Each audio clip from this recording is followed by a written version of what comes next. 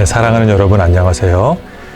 고린도교회 우리의 거울 8번째 시간입니다. 고린도교회 우리의 거울 강의를 거듭해서 들으면 들을수록 공개적으로는 교회 공동체를 더욱 사랑하고 개인적으로는 하나님 앞에서 늘 겸손한 마음을 구하며 영적으로는 하나님을 더욱 사랑하는 우리 모두가 될 수 있기를 간절히 기원합니다. 오늘 고린도교회 우리의 거울 8번째 강의의 제목은 사람은 무엇으로 사는가? 사람은 무엇으로 사는가입니다. 우리 톨스토이, 러시아의 문호이자 훌륭한 크리스천인 톨스토이에 쓴 제목이기도 합니다. 사람은 무엇으로 사는가? 그래서 오늘은 고린도전서 12장에서 14장의 내용을 다루도록 하겠습니다. 고린도전서 12장에서 14장의 내용을 통하여서 톨스토이의 소설의 제목처럼 사람은, 하나님을 섬기는 우리는 무엇으로 살아야 하는지를 한번 알아보는 시간을 갖도록 하겠습니다. 오늘 강의를 통한 첫 번째 교훈, 성령의 은사를 받는 목적은 공동체를 섬기기 위해서입니다. 하나님께서 우리에게 성령의 은사를 선물로 주시는 이유는 우리가 공동체, 교회 공동체를 섬기라고 주신 것입니다. 고린도전서 12장 7절 이하의 말씀을 통해서 우리가 확인해 볼 수 있습니다. 고린도전서 12장 7절 이하의 말씀을 제가 한번 차례차례 읽어보도록 하겠습니다. 각 사람에게 성령을 주심은, 나타내 주심은 유익하게 하려 하심이라. 그래서 바울이 고린도전서 12장에서 고린도 교회에게 편지를 쓰면서 이렇게 말합니다. 각 사람, 우리 고린도 교회의 각 사람, 그러니까 고린도 교회에 참 많은 사람들이 성령의 나타나심을 경험했습니다. 성령의 은사를 교회에 많은 사람들이 체험하고 누리고 있습니다. 그런데 유익하게 하기 위해서 이 성령을 나타내 주셨다라고 말합니다. 그러면 이 유익하게 하는 그 목적, 그 대상이 누구인지 알아봐야 합니다. 그 목적과 대상이 바울은 그 각 사람을 위해서가 아니다라고 말하고 있습니다. 바울이 하나님께서 각 사람에게 성령을 주신 그 목적과 이유, 그 대상은 바로 몸입니다. 몸. 이 몸은 바로 교회를 뜻하는 단어입니다. 교회.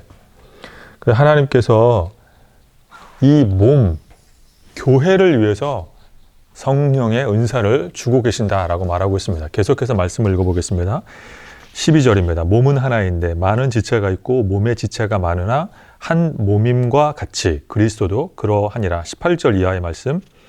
그러나 이제 하나님이 그 원하시는 대로 지체를 각각 몸에 두셨으니 25절 몸 가운데서 분쟁이 없고 오직 여러 지체가 서로 같이 돌보게 하셨느니라. 27절 너희는 그리스도의 몸이요 지체의 각 부분이라. 즉 바울이 말하는 것은 교회라는 이 한 몸, 교회 공동체, 이 교회라는 이 그리스도의 몸을 위해서 하나님이 각 사람에게 은사를 충만하게 풍성하게 내려주신 것이다 라고 말하고 있습니다.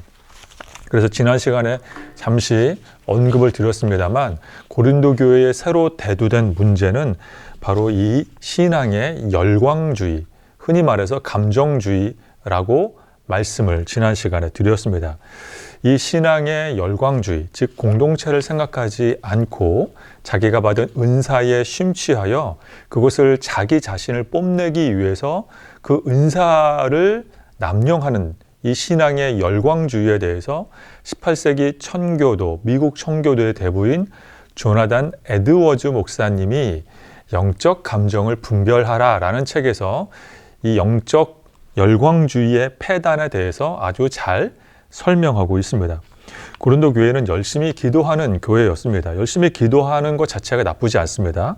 열심히 기도해서 다양한 성령의 은사가 나타났습니다. 여기까지는 괜찮습니다. 바울도 고린도 교회 선교는 성령의 기적이 나타나는 그런 능력 선교를 베풀었기 때문에 바울을 본받아 고린도 교회에 많은 사람들이 성령의 은사가 나타났습니다. 여기까지는 문제가 되지 않습니다. 그런데 각각 성령의 은사를 받은 그 각 개인들이 누가 더 뛰어난 성령의 은사를 가지고 있느냐 서로 자랑하며 뽐내며 서로 자신의 은사를 드러내기에 바빴습니다. 우열을 가리려고 했습니다. 내가 더 뛰어나다, 너는 나보다 뛰어나지 않다 라고 서로 다투었습니다. 은사를 교회 공동체를 위해 섬기며 사용하기보다 자기 자신의 개인의 명예와 명성, 이익을 쌓기 위해 사용했습니다. 결과적으로 교회 질서가 엉망이 되었습니다. 특별히 엉망이 된 교회의 질서는 바로 교회 안의 예배였습니다. 예배 부분이 엉망이 되었습니다. 그래서 바울이 고린도전서 12장을 쓰면서 1절에 이렇게 말하고 있습니다. 형제들아, 신령한 것에 대하여 너희가 알지 못하기를 원하지 않, 즉 알아야 한다라고 말합니다. 이 형제들아라고 하는 것은 바울이 어떤 주제를 전환할 때, 주제의 전환을 이룰 때 사용하는 관용구 같은 말입니다. 그래서 바울이 형제들아라고 하면서 이제 1장부터 그 11장까지 여러 가지 교회의 문제를 말하고 대두해서 설명하고 이제 형제들아라고 말하면서 새로운 고린도 교회의 문제를 바울이 지적하는데 바로 신령한 것, 이 성령의 사역과 연관된 교회 안에 나타난 문제에 대해서 바울이 말하고 있습니다. 그래서 앞서 말씀드린 것처럼 이 조나단 에드워즈 목사님의 말처럼 하나님께서 우리에게 은사를 주신 이유는 교회 공동체를 섬기기 위해서입니다. 그래서 에드워즈 목사님이 이렇게 말합니다. 영적 감정은 구원이 없는 열광적 느낌이 아니다. 그냥 열광적으로 막 뜨거워지고 내가 매일 기도하지 않으면 죽을 것만 같고 내가 매일 하나님께 몇 시간씩 반드시 기도해야지만 하나님이 나를 사랑하시는 것 같고 그런 열광적인 느낌이 아니라 하나님께서 우리에게 이런 영적인 은사, 감정을 주신 이유는 사랑 때문이다 라고 이 조나단 에드워즈, 미국 교회의 부흥을 이끈 영적인 큰 아버지 같은 이 청교도의 목사님은 하나님이 우리에게 은사를 주신 이유는 사랑, 왜 사랑을 주셨냐면 바로 교회의 몸, 교회 공동체를 섬기기 위해서입니다. 즉 성령 충만하다는 것은 결과적으로 사랑 충만한 것입니다. 성령 충만한 것은 나를 뽐내는 것이 성령 충만이 아니라 사랑이 충만해져서 나 외에 다른 사람, 교회 공동체를 섬기는 것이 바로 성령 충만한 것입니다. 그렇습니다. 우리가 성령의 은사를 받은 이유는 하나님께서 우리에게 교회 공동체를 섬기라고 성령의 은사를 주신 것입니다. 그래서 바울은 이제 11장 이전의 문제를 뒤로하고 12장부터 이제 신령한 것, 성령과 관련된 문제를 조목조목 따지기 시작합니다. 먼저 바울의 선교 전략이 성령의 능력이 나타나는 능력 선교이다 보니 바울의 역량 아래 고린도 교회 성도들에게 신령한 성령의 능력이 나타났다라고 말씀을 드렸습니다. 어떤 성령의 은사들이 나타났냐면 다양한 은사입니다. 교회에 있는 여러 은사들이 있지만 고린도 교회처럼 이렇게 활발하고 화려하고 다양한 은사가 있는 교회가 또 어디 있을까라고 싶을 정도로 고린도 교회는 여러 은사를 가지고 있습니다. 성경에 기록된 성경에 나타난 교회 중에서 고린도 교회처럼 은사가 활발한 교회도 드물고 현대 교회에서 기도를 많이 하고 또 은사를 활발하게 사용하는 교회에서도 고린도 교회처럼 이렇게 은사가 활발하고 다이나믹한 교회가 또 어디 있을까 싶을 정도입니다. 여러 종류의 은사 중에서 고린도 교회는 지혜의 말씀, 지식의 말씀, 화면에 보시는 것처럼 믿음의 은사, 병 고치는 은사, 능력 행하는 은사, 예언, 영분별, 여러 가지 방언을 말하고 방언을 통역하는 그런 훌륭한 교회였습니다. 그런데 이런 다양한 은사를 가지고 있는 고린도 교회를 향해서 바울은 칭찬보다는 꾸짖고 있습니다. 바울이 고린도 교회를 향하여서 그 잘못을 지적하고 꾸짖고 질책하는 이유는 고린도 교회는 이 다양한 은사들을 각자의 탁월함을 내세우고 자신이 더 뛰어남을 자랑하는 거리로 사용했기 때문입니다. 그러나 바울은 누누이 말하고 있습니다. 하나님께서 은사를 주신 이유는 개인을 위해서가 아니라 교회 공동체, 몸을 세우기 위해서다 라고 바울이 말하고 있습니다. 다시 성경 말씀으로 돌아가 고린도전서 12장 7절 이하의 말씀입니다. 각 사람에게 성령을 나타내심을 유익하게, 바로 교회를 유익하게 하기 위해서입니다. 교회를. 12절 이하입니다. 몸은 하나인데 많은 지체가 있고 몸의 지체가 많으나 한 몸인과 같이 그리스도도 그러하니라. 25절 몸 가운데서 분쟁이 없고 오직 여러 지체가 서로 돌보게 하셨느니라. 같이 서로 돌보게, 그 방법이 바로 은사를 통해서, 각자의 주신 은사는 뽐내고 자랑할 것이 아니라 누가 먼저냐 이것을 서로 다툼 싸울 것이 아니라 은사를 통하여서 같이 서로 돌보라, 교회를 돌보라 라고 주신 것이다. 27절 너희는 그리스도의 몸이며 각 부분이다. 즉 서로 다르지 않다. 서로 자랑하거나 싸울 일이 아니다. 하나님께서 너희에게 여러 가지 은사를 주신 이유는 이 은사를 통해서 교회를 섬기라 라고 하신 것입니다. 성령의 은사에 대한 무분별한 사용으로 인해 가장 피해를 입은 교회의 영역 중에 하나는 바로 예배였습니다. 예배가 아수라장이 됐습니다. 고린도전서 14장 26절 이하에 나와 있습니다. 이 고린도 교회의 예배의 현장이 이 14장 말씀에 어떻게 이 문제가 나타났는지 아주 생생하게 바울이 잘 현장에 대해서 기록해 두었습니다. 그런즉 형제들아 어찌할까? 우리가 모일 때에 각각 찬송시도 있으며 가르치는 말씀도 있으며 계시도 있으며 방언도 있으며 통역함도 있나니 모든 것은 덕을 세우기 위하여 하라. 그래서 바울이 예배는 덕을 세우기 위해서 하라고 말을 합니다. 그러면서 그 당시에 예배가 어떤 형태였는지 우리가 가늠해 볼 수가 있는데, 그 당시에 예배 찬송시가 있습니다. 우리들도 찬송을 하고 있습니다. 21세기 현대교회에서도 예배 중에 찬송을 합니다. 가르치는 말씀이 있습니다. 네, 우리도 역시 설교 말씀을 통해서 배우고 있습니다. 가르침을 받습니다.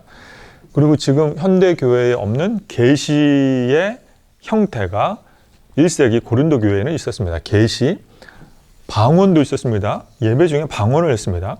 우리는 이제 개인 기도 시간이나 어떤 수련회나 집회 시간에는 종종 방언으로 기도할 때도 있지만, 우리가 공예배 시간에는 방언이나 계시나 또는 이 방언을 통역하는 행위는 우리가 예배 시간에는 하고 있지 않습니다. 특별히 엄숙한 예배를 지향하는 장로교단 예배에서는 이런 떠들썩한 행위를 조금 멀리하며 우리는 말씀 중심으로 이 가르치는 말씀을 이 예배의 핵심으로 삼고 우리가 예배를 드리고 있습니다.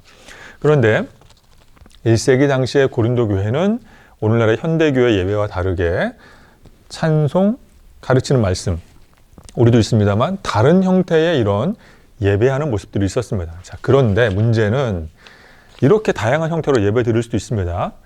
장로교단의 예배와는 약간은 좀 그런 분위기와 느낌은 다르지만 이렇게 예배 드릴 수 있습니다. 그런데 문제는 27절에 누가 방언으로 말하거든 두 사람이나 많아야 세 사람이 차례를 따라하고, 차례를 따라하라고 했습니다. 그러니까 이 말 뜻은 뭐냐면 차례가 없이 질서와 순서를 지키지 않고 엉망진창으로 두서없이 마구잡이로 예배 중에 방언을 나열했다라는 것입니다. 그래서 바울이 이렇게 말하고 있습니다. 28절 만일 통역하는 자가 없으면 교회에서는 방언 말하는 사람은 잠잠해라. 여기서 말하는 게 방언을 일철 금지하라는 뜻이 아니라 예배 시간에 두서없이 너나 나나 없이 서로 방언을 말하여서 예배의 질서를 망가뜨리지 말고, 통역하는 자가 없다면 예배 시간, 공예배 시간에는 차라리 방언하는 것보다 잠잠하는 게 교회 공동체를 위해서 훨씬 더 나은 방법이다 라고 말하고 있습니다. 그래서 방언의 주된 역할이 자기와 그가 하나님께 말하는 것이 방언의 주된 역할이지, 개인 경건을 위해서 하나님이 방언을 주신 것이지, 방언 때문에 예배 시간 안에 나의 어떤 신앙의 어떤 탁월성을 뽐내기 위해서 사용하지 말라라고 바울이 말하고 있습니다. 이어서 바울이 29절에서 말하고 있습니다. 예언하는 자들은 둘이나 셋이나 말하고 다른 이들은 분별할 것이요. 예언도 역시 마찬가지입니다. 예언도 한 사람이 예언의 은사를 독점하면 그가 하는 말이 참으로 하나님의 말인지 거짓인지, 그냥 그가 속으로 있던 생각을 말하는 것인지 이것을 알 수가 없으니 예언을 하더라도 두 사람이나 세 사람의 이 분별과 검증의 단계를 거쳐야 한다라고 말합니다. 30절에서도 만일 곁에 앉아있는 다른 이가 계시가 있으면 먼저 하던 사람은 잠잠해라. 왜 이렇게 질서와 순서를 바울이 강조하냐면 바로 하나님은 화평의 하나님이시기 때문입니다. 하나님은 무질서의 하나님이 결코 아니시기 때문입니다. 하나님은 예배, 또 교회 공동체, 또 기도 시간, 이 모든 것들을 통틀어서 하나님은 질서 정연하게 균형 잡히게 차례차례 해 나가기를 원하시는 분이 하나님이시고, 바울도 하나님께서 질서의 하나님이 은사를 주신 이유는 교회의 질서를 세우고 교회 공동체의 몸을 세우기 위해서 이 은사를 주셨다라고 바울이 말하고 있습니다. 성령의 은사에 대한 무분별한 사용으로 인해 1세기 당시 고린도 교회는 큰 피해를 입었습니다. 예배가 예배처럼 드려지지 않고 말 그대로 난리법석이었습니다. 난장판이었습니다. 1세기 당시 예배 형태는 현대 예배와는 그 모습이 다릅니다. 그래서 예언과 방언과 계식을 활발하게 사용했습니다. 그런데 문제는 서로 차례를 기다리지 않고 각자 방언하고 싶으면 방언을 하고, 각자 통역하고 싶으면 통역을 하고, 각자 예언하기에 바빴습니다. 그러다 보니 은사를 뽐내는 이 위해 사용하다 보니 예배는 엉망이 되었습니다. 만약에 이렇게 예를 들어 설명드릴 수 있습니다. 오늘날에 우리가 드리고 있는 예배는 사도신경으로 시작을 해서 축도로 마치기까지 참 질서 있게 순서대로 이렇게 잘 진행되어 갑니다. 근데 예를 들어서 성가대가, 이제 찬양대가 순서에 따라서 찬양을 하는데 갑자기 어느 누군가가 일어나서 성가대 찬양 대신에 본인이 더 큰 목소리로 찬양을 하기 시작한다면 그것은 예배가 엉망이 되는 것입니다. 만약에 예배 시간에 장로님이 이제 대표 기도 시간이 되어서 강단에 올라와서 기도를 하는데 갑자기 어느 누군가가 자리에서 벌떡 일어나서 하나님의 계시가 임했다고 하면서 큰 소리로 떠들기 시작한다면 그건 역시 눈살을 찌푸리게 될 것입니다. 이와 마찬가지로 고린도 교회는 깊은 몰입 현상, 자기 감정에 취하는 현상, 황홀한 체험, 극도로 감정이 흥분하게 되어서 이 고조된 자신의 감정을 주체하지 못하고 예배의 질서, 공동체의 질서를 무너뜨리며 예배 시간에 누가 보든 말든 남이 먼저 이야기를 하든 말든 그저 자기 감정에만 충실하게 되어 예배를 무질서하게 아수라장으로 만들어버린 일들이 비일비재했던 것입니다. 그래서 이런 현상을 가르쳐 18세기 미국 사회와 교회의 부흥을 일으켰던 청교도의 대부 조나단 에드워즈 목사님은 영적 감정은 하나님께서 교회 공동체를 섬기는 사랑이 중심한 것이지 사랑이 중심을 두어야지 자기 감정에 취하는 것, 그것은 그저 감정주의에 불과하다라고 말하고 있는 것입니다.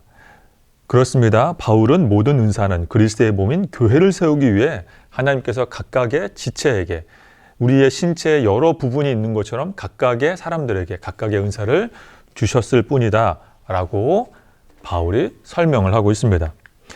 그리고 무엇보다 그 당시에 이 고린도 교회의 이 남용하고 있는 은사 열광주의의 문제는 그리스 헬라신을 숭배할 때 나타나는 장면과 너무나도 흡사했다라는 것입니다. 고린도 교회의 이런 열광적인 예배의 모습과 비슷한 이 헬라의 신을 섬기는 풍습이 하나 있었습니다. 예를 들어 하나 설명드리자면 헬라의 신, 그리스 신화에 나오는 디오니소스라는 신이 있습니다. 이 디오니소스는 일명 술의 신입니다. 다른 말로 바카스 신이라고도 말하는 이 디오니소스를 섬길 때 일종의 이 종교 제의를 집례하는 제사장들은 집단 황홀경 상태에 들어갔고 이상 행동을 나타내면 신의 영이 임했다, 접신했다라고 그 당시에 사람들이 믿었습니다. 근데 이와 비슷하게 고린도 교회에서 예배 시간에 갑자기 사람들이 방언을 하고 방언을 통역하고 이런 일들이 나타나면 이 마치 디오니소스 그리스 신을 섬기는 것처럼 하나님의 영이 임했다라고 사람들이 인식하고 믿게 된 것입니다. 결국 고린도 교회는 더 자극적인 형태로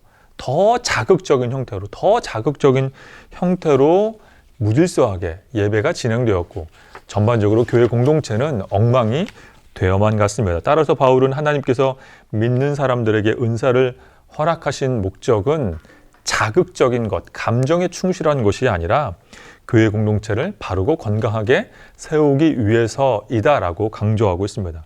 고린도전서 12장 1절 이하의 말씀 다시 한번 제가 한번 읽어보겠습니다. 형제들아, 신령한 것에 대하여 나는 너희가 알지 못하기를 원하지 아니하노니 너희도 알거니와 너희가 이방인으로 있을 때 말 못하는 우상에게로 끄는 대로 끌려갔느니라. 그러므로 내가 너희에게 알리노니 하나님의 영으로 말하는 자는 누구든지 예수를 저주라 할 자라 하지 아니하고 또 성령으로 아니하고는 누구든지 예수를 주시라 할 수 없느니라.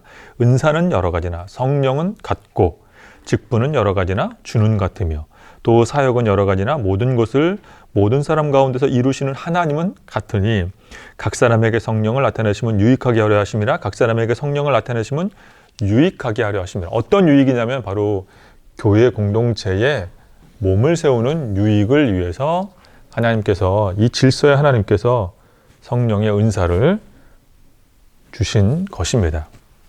개인적으로 저는 교회에 다니는 많은 교인들, 크리스찬들, 성도님들이 은사를 많이 받는 것은 바람직한 신앙의 태도라고 생각을 합니다.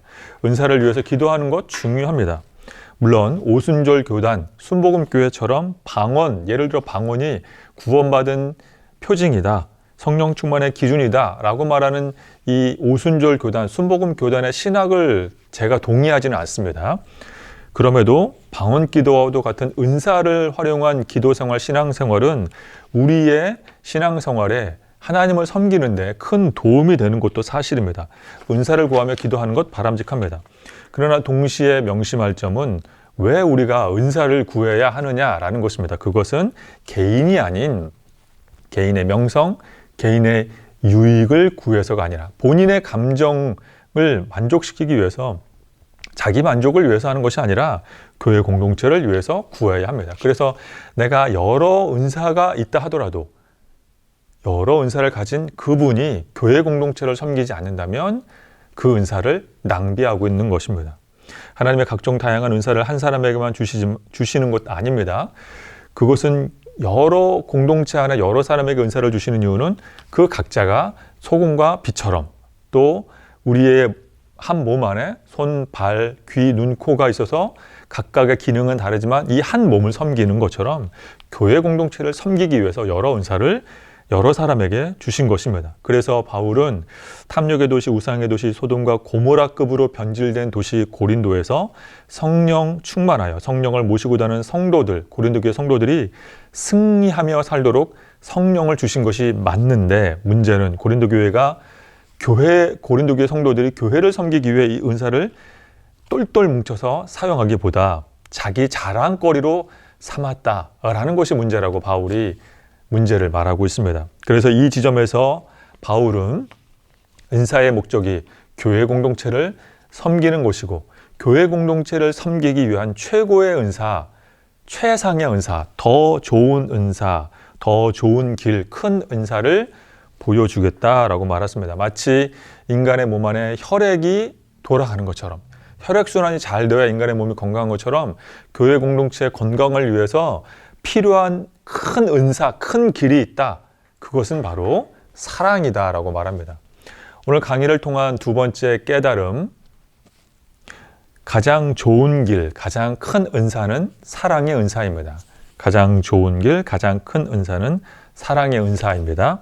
말씀을 통해서 확인해 보겠습니다. 이제 고린도전서 12장 29절 이하야. 그래서 바울이 은사에 대한 여러 문제를 나열하면서 29절 이하에 이렇게 은사에 대해서 정리를 하고 있습니다. 다 사도이겠느냐? 다 선지자이겠느냐? 다 교사이겠느냐? 즉 이제 바울이 말했던 그 은사들은 각각의 그 기능이 사도적인 은사, 선지자적인 은사, 교사적인 은사 있다라고 말을 합니다.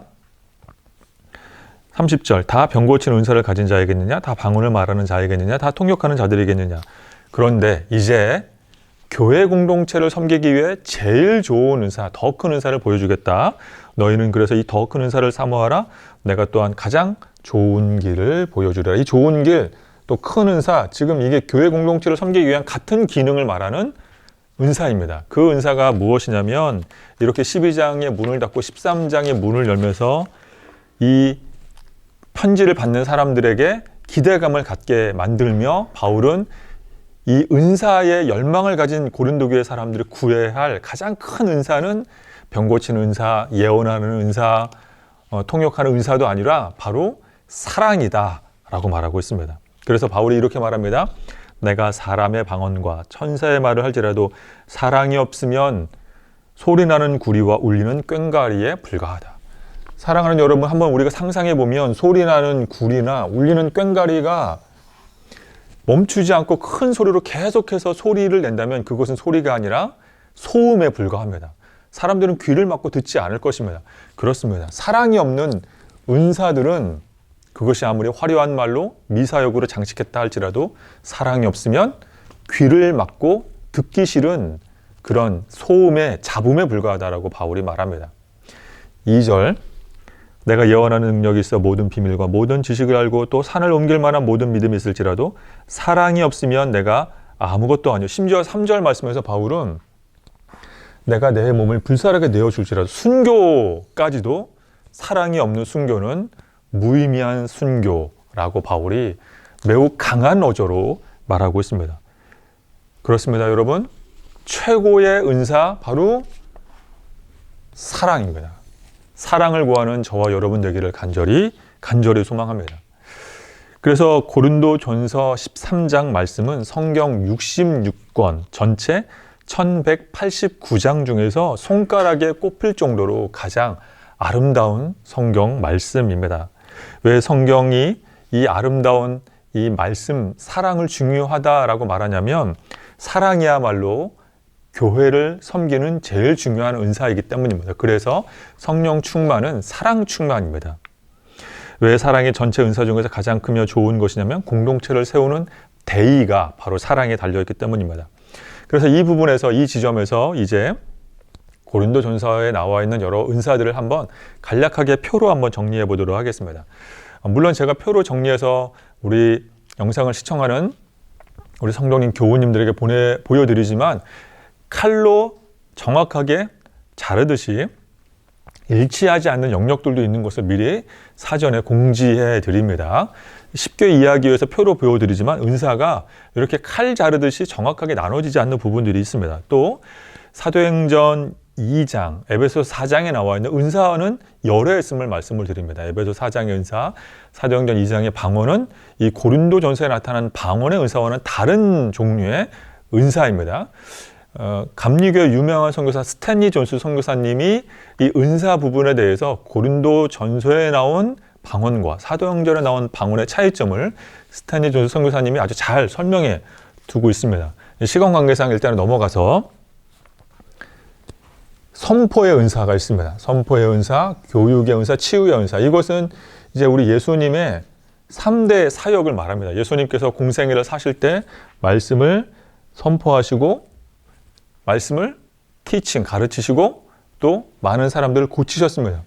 이 세 가지가 예수님의 3대 사역입니다. 이 3대 사역에 맞추어서 이것은 선지자적인 사역, 교사적인 사역, 사도적인 사역이라고 말씀드릴 수 있습니다. 선지자적 은사, 교사적 은사, 사도적 은사. 그리고 이 구체적으로 고린도전서에 나타난 이 은사들을 요 기준을 삼아서 이렇게 하나하나씩 이제 분류해 보면 영분별, 방언, 통역, 믿음의 은사는 선포적인 은사, 지혜의 말씀, 지식의 말씀은 교육에 관련된 은사, 병고침, 능력행함, 예언, 서로 돌봄, 다스림은 치유에 관련된 은사. 그리고 각각 이런 교회 공동체나 이런 역할을 가진 분들이 이런 은사들을 가지고 교회를 섬기기 위해서 활용해야만 했습니다. 그래서 바울은 제일 큰 은사가 사랑의 은사이고 사랑의 은사를 선지자적 능력, 교사적 능력, 사도적 능력을 가진 사람은 다 사랑을 구하라 라고 말합니다. 왜냐하면 몸된 교회를 섬기는 것이 은사의 최고의 목적이기 때문입니다. 그래서 우리 대한민국 교회 안에 여러 문제 중에 하나, 은사를 가지고 있는 분들 중에 문제 중에 하나, 기도를 하루 24시간 중에서 서너 시간 이상씩 하는 분들의 문제 중에 하나, 다양한 은사를 많이 가지고 있는 분들의 문제 중에 하나는 바로 이것이 부족했다는 것입니다. 그래서 겸손하지 못했고 온화하지 못했고 인내하지 못했습니다. 그래서 교회 안에 문제를 일으키고 사람들에게 상처를 주고 무례하게 행동하고 교회 질서를 어지럽히는 일들이 과거에는 종종 교회 공동체 안에, 대한민국 교회 안에 일어나곤 했습니다. 고린도 교회 사람들은 성령을 핑계로 교회 질서를 파괴하고 교회 안에서 해서는 안 돼, 금지시된 그런 금지된 선을 넘어가 죄악을 저지르기도 했습니다. 그것이 성령의 뜻이 아니다라고 바울이 말합니다. 그래서 바울은 예수님이 주님이라고 고백하는 행동은 성령의 내주 때문이며 우리 안에 계신 성령님으로 인해서 은사를 받았다면 교회 공동체를 질서 있게 섬겨야 하는데 고린도 교회의 지금 현주소는 질서보다는 무질서, 이 엉망진창의 모습에 정반대의 모습을 보여주고 있다라고 바울이 말하고 있습니다. 그래서 바울은 최후의 수단으로 사랑을 말하고 있습니다. 병 고치는 은사를 가진 사람도 사랑을 구하고 믿음의 은사를 가진 사람도 사랑을 구하고 계시의 은사, 통역의 은사, 다스리는 은사를 가진 사람도 사랑을 구하라 라고 말합니다. 사랑은 사실 매우 중요한 은사인데 또 한편으로는 사랑은 매우 보편적인 은사입니다. 병 고치는 은사는 반면에 병 고치는 은사는 특별한 은사입니다. 계시의 은사, 통역하는 은사는 특별한 은사입니다. 그래서 아무나 그런 은사를 가지고 있지 않습니다. 하지만 사랑의 은사는 보편적인 은사입니다. 사랑의 은사는 예언이나 방언이나 병고침 같은 일반적이지 않고 특별하지 않고 어린아이부터 노년에 이르기까지 누구나가 다 받아 누릴 수 있는, 누구나가 다 사용하고 활용할 수 있는 은사, 보편적인 은사, 대중적인 은사, 모두에게 열려있는 은사가 바로 사랑의 은사입니다. 오히려 목회자들보다도 일반 평신도들이 더 충만할 수 있는 은사가 사랑의 은사입니다. 직함이나 위치나 나이, 성별에 상관없이 모두가 가능한 보편적인 은사. 그래서 제가 방금 말씀드린 것처럼 마치 우리 몸 안에 혈액이 있는 것처럼 누구나가 나이가 갓 태어난 아기나 이제 병상에 누워있는 어르신들은 누구나가 다 몸에 혈액이, 피가 돌고 있는 것처럼 교회 안에는 이 보편적인 사랑의 은사가 돌고 돌아야 교회가 건강해지는 것입니다. 특출나지 않은 보편적인 일반적인 은사가 바로 사랑의 은사입니다. 그래서 위대한 은사입니다. 그래서 사랑의 은사가 위대하고 위대한 은사입니다. 마치 유기체 안에 몸의 혈액의 흐름과도 비슷한 것입니다. 예를 들어서 만약에 이 사랑의 은사 대신에 병 고치는 은사가 더 큰 은사였다라고 한다면 교회는 무질서해질 것입니다. 사랑의 은사가 모두에게 열려있는 은사인데 반면에 병 고치는 은사는 특별한 은사이기 때문입니다. 만약에 병 고치는 은사가 더 큰 은사다라고 바울이 고린도전서 13장에서 그렇게 정의를 했다면 병 고치는 은사를 위해서 사람들은 더욱더 무질서하게 기도할 수밖에 없었습니다. 교회를 섬기기보다는 병 고치는 은사를 받기 위해서 산속에 들어가거나 기도원에 들어가 버렸을 것입니다. 만약에 예언하는 은사가 더 큰 은사다라고 바울이 고린도전서 13장에서 말했다고 한다면 이건 역시 많은 문제를 초래할 것입니다. 예언하기 위해서 사람들은 일상의 평범한 삶을 다 뒤로 하고 예언하는 은사만을 받기 위해서 사람들은 아주 여러 가지 시끌벅적한 문제를 일으켰을 것입니다. 그러나 바울은 교회의 질서를 세우고 교회를 교회답게 건강하게 만드는 최고의 은사, 큰 은사, 제일 좋은 방법은 사랑이다 라고 교훈하고 있습니다. 사랑은 가장 부드러우며 가장 카리스마가 넘치며 모든 것을 품으며 모든 것을 녹여낼 수 있는, 모든 것을 하나로 만들 수 있는 은사는 유일하게 사랑 하나밖에 없습니다. 사랑의 교회의 질서, 기본 바탕 질서가 되어야 하는 이유가 바로 여기에 있습니다. 사랑이 없는 교회는 병든 교회입니다. 그러나 병 고치는 은사가 없어도 교회는 병들지 않습니다. 믿음이 조금 부족해도 교회는 무너지지 않습니다. 교회는 예산이 부족해서, 비전이 부족해서, 어떤 선교 전략이 부족해서, 예배가 부족해서 교회가 병드는 것이 아닙니다. 교회는 사랑이 부족해서 병드는 것입니다. 사랑이 있어야 잘 섬길 수 있고 사랑이 있어야 제대로 된 교회, 학교, 교육을 제공할 수 있고 사랑의 마음으로 실천하는 여러 가지 섬김, 사역, 예언, 기도, 병 고치는 사역들이 교회 안에서 제대로 효과를 나타낼 수 있습니다. 사랑이 없으면 예배 중에 서로 방언으로 기도하겠다고 아웅다웅하는 일들이 생깁니다. 왜냐하면 사랑은 성경 말씀에서 그 정의를 알려주고 있기 때문입니다. 왜 사랑이 제일 중요한 은사, 제일 보편적인 은사이냐면 바울이 말합니다. 고린도서 13장 4절 말씀, 1절에서 4절 말씀. 내가 사람의 방언과 천사의 말을 할지라도 사랑이 없으면 소리나는 구리, 울리는 꽹과리가 되고, 내가 예언하는 능력이 있어 모든 비밀과 모든 지식을 알고 산을 옮길 만한 모든 믿음이 있을지라도 사랑이 없으면 내가 아무것도 아니며. 3절. 내가 내게 있는 모든 것을 구제하고 내 몸을 불사르게 내어주는 순교를 할지라도 사랑이 없으면 아무 유익과 의미가 없고. 그래서 사랑의 정의를 바울이 말하고 있습니다. 4절 말씀에 사랑은 바로 오래 참는 것. 사랑은 여러분 이해가 잘 되시죠? 병 고치는 은사는 오래 참는 은사가 아닙니다. 방언 많이 하는 은사, 1만 마디 방언하는 은사는 오래 참는 은사가 아닙니다. 믿음의 은사, 능력 행하는 은사, 다스리는 은사, 여러 은사들은 오래 참는 은사가 아닙니다. 오직 사랑만이 오래 참는 은사이며, 사랑이 그래서 교회 공동체를 섬기는 최고의 은사, 제일 좋은 큰 은사입니다. 우리 모두는 사랑의 은사를 구해야 할 줄로 믿습니다. 사랑은 오래 참는 것입니다. 사랑은 온유한 것입니다. 사랑은 시기하지 않으며, 사랑은 자랑하지 않으며, 사랑은 교만하지 않습니다. 그런데 자칫 잘못하다가 은사를 많이 받은 분들이 하는 실수 중에 하나는 자랑하며 교만하게 된다라는 것입니다. 그래서 기도를 정말 오래 하는 것 중요하지만 기도를 오래 심취하는 분들, 여러 은사를 받은 분들, 하나님을 통해서 계시의 어떤 큰 비밀을 받은 분들이 저지르는 실수 중에 하나는 자랑하고 교만하여 괴팍한 성품을 바탕으로 사람들에게 상처를 쉽게 주고 교회 공동체의 질서를, 권위의 질서를 무너뜨릴 때가 꽤 많이 왕왕 있어 왔다라는 것입니다. 언론 매체에서 오해하도록 만든 사랑은 성경이 말하는 사랑이 아닙니다. 사랑은 자극적이거나 외모 지향적이거나 겉모습만 번지르한 것이 아닙니다. 오래 참는 곳에 사랑이 있습니다. 오래 참는 사람이 가장 사랑이 충만한 사람, 성령이 충만한 사람입니다. 그래서 사랑이 없는 게 아닙니다. 사랑하는 여러분, 사랑이 없는 게 아닙니다.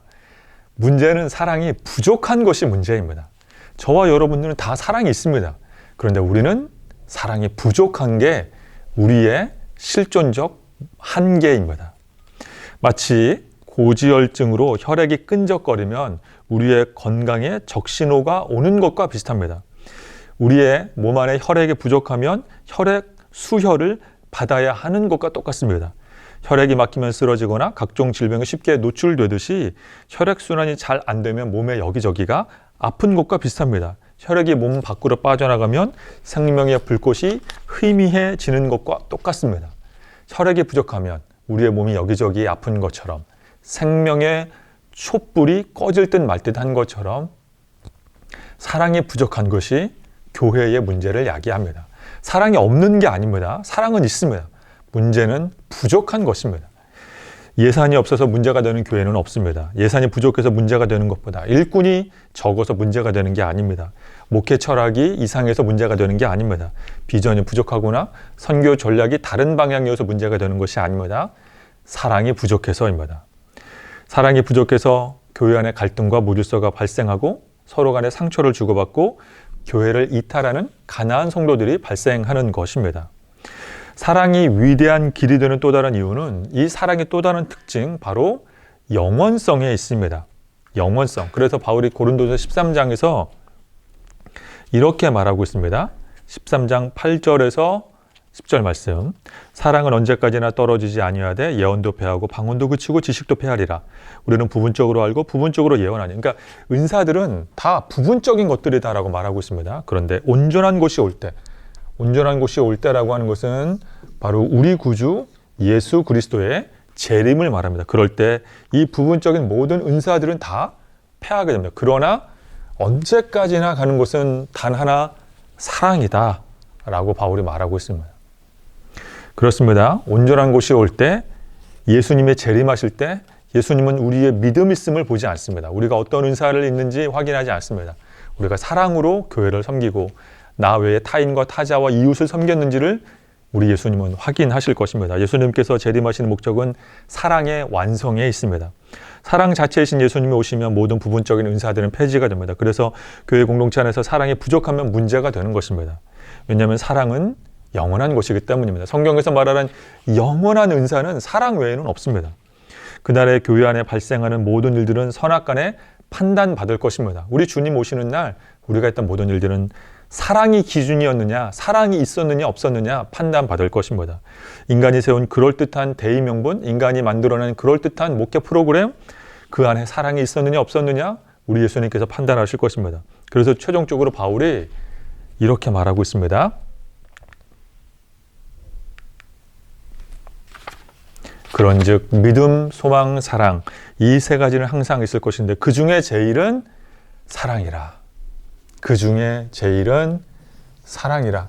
성경에 있는 여러 주옥 같은 성경 구절 중에 가장 아름다운 말씀 중에 하나입니다. 사랑. 고린도 교인들이 자랑하는 은사는 영원하지 않습니다. 결국 은사를 많이 가지고 있다고 해서 자랑할 필요가 없습니다. 또한 은사는 명확한 것도 아닙니다. 그래서 고린도전서 13장 12절에서 거울로 보는 것처럼 희미할 뿐이다 라고 바울이 말하고 있습니다. 그러나 사랑은 영원하고 사랑은 정확하며 사랑은 종말의 때에도 작동하는 것입니다. 우리 예수님이 사랑의 구주이십니다. 교회를 건강하게 세우고 교회 공동체 구석구석 튼튼하게 만드는 영향력을 미치는 요소는 사랑밖에 없습니다. 사랑은 소수의 특별한 사람들에게만 허락된 것이 아닙니다. 모두에게 허락된 보편적이고 일반적인 은사입니다. 누구나가 다 기도해서 받을 수 있습니다. 사랑은 소수의 특별한 사람에게만 허락되지 않고 모두에게 허락된 일반 은사입니다. 목사, 장로, 권사, 신학생 외에도 일반 평신도가 더 사랑 충만할 수 있습니다. 교회가 아파서 병든 이유는 은사가 부족해서가 아닙니다. 사랑이 없어서가 아닙니다. 사랑이 부족해서 문제가 발생합니다. 사랑의 은사가 없어서 문제를 야기하지 않고 부족해서 문제가 생기는 것입니다. 그러므로 기도하여 사랑을 구하는 저와 여러분 되기를 간절히 원합니다. 우리가 여러 가지 기도 제목을 가지고 간절히 기도할 때 사랑도 역시 구하시는 우리 모두가 되기를 간절히 소망합니다. 저 역시 하나님이 저에게 주신 은사들이 있습니다. 제가 곰곰이 생각해 볼 때 하나님께서 이 부족한 제가 목회를 감당하도록 주신 은사가 있습니다. 아주 작은 손톱만한 은사가 있습니다. 그런데 저의 문제는 사랑이 부족하다는 것입니다. 제가 목회자로서 정말 오랫동안 나는 목회자로 자격이 있는가 없는가를 놓고 고민했던 이유 중에 하나는 제 속에 사랑이 없다는 것을 제가 너무나도 잘 알고 있기 때문입니다. 목회자로서 부족한 부분이 많습니다. 사랑이 부족하기 때문입니다. 사랑이 부족하다는 사실 때문에 제가 목회를 하면서도 하나님 앞에서 또 여러 성도님들 앞에서 얼마나 죄송한지 모릅니다. 그러나 사랑하는 여러분, 이 영상을 시청하는 우리 사랑하는 성도님 여러분, 저를 포함해서 많은 분들이 그래서 사랑을 구해야 합니다. 부족한 사랑, 하나님께 사랑, 그 사랑 받아서 채워 넣어야 합니다. 그래야만 우리는 맡겨진 사명을 감당할 수 있으며 주님의 몸된 교회를 섬길 수 있기 때문입니다. 내 능력으로 하는 건 아닙니다. 우리 능력으로 하는 건 아닙니다. 사랑의 능력으로 하는 것입니다. 그러므로 이제 강의를 통한 8번째 강의를 통한 세 번째 교훈, 교회 공동체를 위해 우리는 예언을 구해야 합니다. 교회 공동체를 위해 이제 예언을 구해야 합니다. 고린도전서 14장 말씀입니다. 14장 1절, 사랑을 추구하며 신령한 것들을 사모하되 특별히 예언을 하라고 하라. 그래서 우리가 이 부분에서 또다시 바울의 주장에 대해서 의문점이 생깁니다. 바울이 사랑 만능주의, 사랑 우선주의를 계속 말하다가 갑자기 사랑을 추구해라. 그래야 된다. 그런데 특별히 예언을 하라고 해라. 라고 하는 또 다른 이야기를 꺼내는 것입니다. 그래서 우리가 바울이 남긴 서신서를 볼 때 때로는 쉽게 이해되지 않고 갸우뚱하게 되는 것은 사랑이 중요하다고 말하다가 갑자기 예언을 말하는 이런 바울의 이런 태도 때문입니다. 사랑 만능주의를 말하다가 갑자기 예언을 말하는 이유, 사실 동일한 목적을 가지고 있기 때문입니다. 바로 교회 공동체의 질서, 교회를 세우기 위해서 바울은 차라리 여러 은사 중에서 예언을 하려고 노력해라 라고 바울이 말하고 있습니다. 1절, 사랑을 추구하며 신령한 것을 사모하되 특별히 예언을 하라고 하라. 즉 바울은 예언 은폐주의, 예언은 쓸모없다, 예언 무용론을 말하는 게 아닙니다. 은사 무용론을 말하는 게 절대 아니다라는 것입니다. 바울은 여기서 두 가지 입장을 우리가 파악할 수 있는데 바울은 사랑 외에도 모든 은사를 폐지하는 입장이 절대 아니라는 것입니다. 3절 그러나 예언하는 사람에게 말하여 덕을 세우며 권면하며 위로할 것이요. 4절 방언을 말하는 자가 자기 덕을 세우고 예언하는 자는 교회의 덕을 세우나니. 그렇습니다. 바울은 은사를 쓸모없다라고 하는 무용론을 말하는 게 아닙니다. 은사를 구하라고 말하고 있습니다. 그러나 바울은 이 은사가 신령한 것이고 교회를 섬길 수만 있다면 나쁜 것이 아니기 때문에 교회의 덕을 세우기 위해서 여러 은사 중에서 차라리 예언을 하는 게 나쁘지 않다라고 바울이 말하는 것입니다. 그래서 바울은 은사 중에 최고의 은사는 사랑이지만 사랑 외에 구해야 할 은사는 예언인데, 왜냐하면 예언을 구해야 하는 이유는 앞서 제가 계속해서 말씀드렸던 것처럼 바로 교회 공동체를 위해서 예언을 구하라고 말하고 있습니다. 그래서 5절에 보면 너희가 다 방언 말하기를 원하는, 특별히 예언하기를 원하는 이유는 바로 방언을 말하는 자가 통역하여 교회의 덕을 세우지 아니하면, 즉 교회의 덕을 세우는 것이 중요하기 때문에 예언을 하는 게 필요하다라고 말하고 있습니다. 그래서 방언이 그 뜻이 무엇인지도 모른 채 방언을 무질서하게 말하면 교회의 덕을 세우는 것 아니다. 분별 불가능하면 울리는 꽹과리에 불과하다. 따라서 방언이 빛을 발하려면 통역의 은사가 동반되어야 한다. 예언의 은사가 동반되어야 한다. 그 이유는 통역, 예언을 통해서 방언의 뜻을 이해해야만 교회의 덕을 세울 수 있기 때문이다 라고 말했습니다. 그렇습니다. 바울이 지금 사랑을 말하며 예언을 말하는 이유는 어떤 은사든 교회의 질서를 망가뜨리지 말고 몸된 교회를 튼실하게 세워가길 원하기 때문입니다. 교회의 공동체를 세우지 못하고 교회의 덕을 세우지 못한다면 안 하는 이만 못하기 때문입니다. 그래서 오늘 말씀의 근거에 차라리 은사를 줄이고 사랑을 실천하여 행동에 옮기는 게 차라리 지혜로울 수 있습니다. 많은 은사로 교회의 질서를 어지럽히느니 내가 1만 마디의 방언을 하는 것보다 단 한 번의 따뜻한 섬김의 행동을 나타내는 게 오히려 더 지혜로울 수도 있습니다. 바울은 고린도전서 12장에서 14장에 걸쳐서 여러 은사를 소개하며 교회 공동체를 세우는 것이 제일 중요하다라고 강조하고 있습니다. 은사 중에 최고의 레벨인 사랑을 알려주며 사랑 외에 통역의 은사를 통해 교회의 덕을 세우라고 계속해서 강조하고 있습니다. 은사에 대한 바울의 최종 입장입니다. 바울이 왜 이렇게 은사를 강조하냐면 바울은 교회를 사랑하기 때문입니다.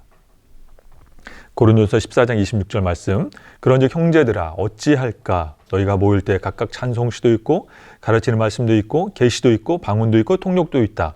모든 것은 다 덕을 세우기 위해서 해라. 27절, 만일 누가 방언으로 말하거든 두세 사람이나 많아야 세 사람이 차례를 따라 할 것이요. 차례를 따라 하라. 질서를 지켜라 라고 바울이 말하고 있습니다. 이제 28절 이하의 말씀, 33절 말씀, 하나님은 무질서의 하나님이 아니요 화평의 하나님이시다. 39절, 예언을 삼아하라 방언 말하기를 금하지 말라. 그렇습니다. 바울은 예언을, 은사를, 방언 말하는 걸 금지하지 않습니다. 절대로 금지하지 않습니다. 강조하고 있습니다. 그런데 왜 사랑이 중요하다, 차라리 예언을 하라 라고 말하냐면 품위 있고 질서 있게 하기 위해서입니다. 왜냐하면 하나님은 화평의 하나님 되시기 때문입니다. 바울이야말로 가장 품위 있고 질서 있게 고린도 교회를 권면하고 있습니다. 교회 안에서 품위와 질서를 지키라고 권면하는 바울이야말로 정말로 따뜻한 사랑의 마음으로 품위와 질서를 지키며 고린도 교회를 권면하고 있습니다. 정중하게 고린도 교회 사람들이 바른 길로 돌아오도록 권면하고 있습니다. 우리들도 동일합니다. 우리의 기도, 우리의 봉사와 섬김, 우리의 선교와 우리의 각종 모임들, 모든 것들은 교회와 하나님 나라와 교회 공동체 몸된 교회를 섬기기 위해 품위와 질서를 지키며 화평히 하나님께 순정하며 감당해야 할 줄로 믿습니다. 그래서 25절에 바울은 그 마음에 숨긴 일들이 드러나게 될 때가 있다라고 말합니다. 우리가 사랑의 마음으로 했는지 사랑이 없는 공허한 마음으로 했는지 누구보다 하나님은 잘 알고 계십니다. 따라서 은사에 대한 바울의 최종 입장은 품위와 질서를 가지고 교회와 하나님 나라를 위해 지혜롭게 사용해라. 하나님은 화평의 하나님이시다 라고 하는 것을 이 은사장 12장, 13장, 14장에 걸쳐서 결론적으로 말하고 있습니다. 그 외에도 바울은 이제 14장 중후반부에 가면 여성 성도들에 대한 권면에 대해서 말할 때 이 모든 것들은 다 동일선상에서 말해야 합니다. 바울은 어떤 성차별주의를 말하는 것이 아니라 1세기 당시에 그 당시 고린도 문화, 헬라 로마화된 문화의 특수성을 감안하여 교회 예배와 풍미와 질서를 지키기 위해서 여성 성도에 대해서도 여러 가지 권면의 말을 남기고 있습니다. 핵심은 이것입니다. 교회의 혈액, 교회의 피, 그것은 사랑입니다. 가장 보편적인 은사, 사랑. 이 은사를 구하는 저와 여러분 되기를 다시 한번 예수님의 이름으로 축원드립니다. 오늘 강의를 통한 마지막 세 번째 교훈, 바로 사랑입니다. 그리고 예언하기를 구해야 합니다. 이제 마지막으로 영화 한 편을 소개하며 오늘 강의를 마치도록 하겠습니다. 성경 66권 중에서 또 전체 1189장 중에서 전체 31,100여 구절 중에서 가장 손가락에 꼽힐 정도로 아름다운 말씀, 고린도전서 13장에 있는 말씀입니다. 그런데 이 미션이라는 영화에 보면 이 고린도전서 13장 전체를 통으로 영화 주인공이 이 말씀을 읽는 장면이 있습니다. 너무너무 아름다운 영화의 한 장면이 있습니다. 이 영화는 1986년에 우리나라에 개봉했고 2019년에 재개봉한 영화입니다. 저는 88년도, 89년도쯤에 교회를 다니면서 이 영화를 교회에서 처음 봤는데 처음 이 영화를 봤을 때 그 감동, 그 도전, 그 충격, 정말 처음에 시작해서 마칠 때까지 눈물을 머금고 보았던 영화가, 교회에서 봤던 영화가 이 미션이라는 영화입니다. 지금도 이 미션에 나오는 영화 음악은 굉장히 중요하고 유명한 영화 음악입니다. 영화의 줄거리는 이렇습니다. 18세기 스페인과 포르투갈 정부는 남미의 원주민들을 사냥해서 노예로 사고 팔고 하는 이런 노예 무역이 왕성했습니다. 그리고 그런 노예들, 그런 원주민들을 노예로 삼지 않고 한 인간으로 대접해서 그들을 이 미전도 종족을 선교하는 선교사들의 이야기가 바로 이 영화 미션의 내용입니다. 그래서 주인공이 두 명이 있습니다. 핵심 인물. 하나는 이제 이 미전도 종족을 음악 선교를 통해서 교회를 세우는 가브리엘 신부, 가브리엘 선교사. 또 한 사람은 이 원주민들을 노예로 사답하는 인간 사냥꾼 멘도사라는 이름의 인간 사냥꾼. 영화의 시작에 보면 이 멘도사가 이제 원주민들을 노예로 잡아가는 장면이 나옵니다. 그런데 이 멘도사가 이제 인간 사냥을 마치고 돌아왔을 때 자신의 약혼녀가, 자기 하나뿐인 약혼녀가 자신의 남동생과 정분을 통한다는 것, 남동생과 자신의 결혼 예정자, 약혼자가 서로 좋아하고 있다는 것을 알게 되고 그만 실수로, 그만 홧김에 결투 중에 남동생을 살해하고 맙니다. 그래서 양심의 가책을 느껴서 이 주인공 멘도사는 스스로 감옥에 들어가서 나오지 않습니다. 그리고 이제 가브리엘 선교사가 모든 선교사들이 실패했던 이과수 폭포 맨 꼭대기 위에 미준도 종족, 과라니 종족에게 가서 음악 선교를 잘 활용하여 이제 그들을 복음을 전하고 교회를 개척하고 아주 훌륭한 교회를 세우게 됩니다. 그리고 이 미전도 종족, 이과수 폭포 위에서 선교를 성공리에 마치고 하산한 가브리엘 선교사가 이제 자신과 반대 대척점에 있던 멘도사 인간 사냥꾼이 그만 동상을 죽인 살인 양심 가책으로 감옥에 들어가 있다는 이야기를 듣고 멘도자를 설득해 폭포 위로 기어 올라갑니다. 그리고 이 멘도자는 폭포 위에서 만난 과거에 자신이 노예로 삼으려고 했던 과라니 종족을 만나 그들에게 조건 없는 용서를 받고 멘도자는 이제 선교사의 길로 접어들게 됩니다. 그때 한 장면이 이 선교사 지망생, 선교사 훈련을 받고 있던 멘도자가 과거에는 인간 사냥꾼이었지만 이제 하나님의 선교사가 되려는 그가 고린도전서 13장의 말씀을 읽습니다. 너무너무 아름다운 장면입니다. 영화의 백미라고 할 수 있는 너무너무 아름다운 장면입니다. 그리고 이 영화의 전체 주제는 이것입니다. 이 영화의 전체 주제는 사랑이냐 폭력이냐. 이 영화의 전체 주제는 사랑이냐 폭력이냐가 사실 큰 주제입니다. 사랑이 중요한 것이냐, 폭력이 아니면 이 폭력 외에는 물질이라는 단어가 들어갈 수 있습니다. 국력이란 단어, 재물, 뭐 여러 가지 단어가 들어갈 수 있습니다. 그래서 이 영화는 우리에게 이런 메시지를 전달하고 있습니다. 하나님 나라 건설을 위해서, 교회를 세우기 위해서, 선교를 위해서 필요한 것이 무엇이냐? 그것은 물질이냐? 국력이냐? 뭐 재물이냐? 프로그램이냐? 폭력이냐? 무엇이 중요하냐? 아니면 가장 본질인 사랑이 중요하냐? 무엇이 선교의 원동력인가? 하나님 나라를 세우기 위해서 무엇이 가장 중요한 에센스인가를 물어보고 있습니다. 결국에 영화의 후반부로 가면 스페인과 포르투갈 정부는 원주민들을 대상으로 세운 교회들이 불법이다라고 판정을 내려서 군대를 파견해 교회들을 다 철거합니다. 원주민들을 이제 예수님 믿겠다고 개종한 원주민들을 다 노예로 잡아가 버립니다. 그리고 이제 영화의 마지막에 이 가브리엘 선교사가 개척한 이과수 폭포 위에 있는 최후에 남아있는 교회로 군대가 돌진해 갑니다. 그리고 이제 선택을 해야 합니다. 멘도자는 교회를 지키기 위해 그가 버렸던 갑옷을 다시 입고 재무장하여 군인들과 싸우게 됩니다. 그때 가브리엘 선교사가 말합니다. 사랑이 없는 곳에는 아무것도 설 수 없다. 그러면서 가브리엘 선교사는 이제 남아있는 원주민들을 데리고 마지막 예배를 드립니다. 물론 결국에 이 두 사람 다 이제 그 군대의 총칼에 희생당하며 순교하게 됩니다. 그렇습니다. 오늘 강의의 제목처럼 사람은 무엇으로 사는가? 다른 말로 한다면 교회는 무엇으로 사는가? 하나님 나라는 무엇으로 사는가? 바로 사랑으로 사는 것입니다. 우리의 문제는 사랑이 없어서가 아닙니다. 사랑이 부족해서입니다.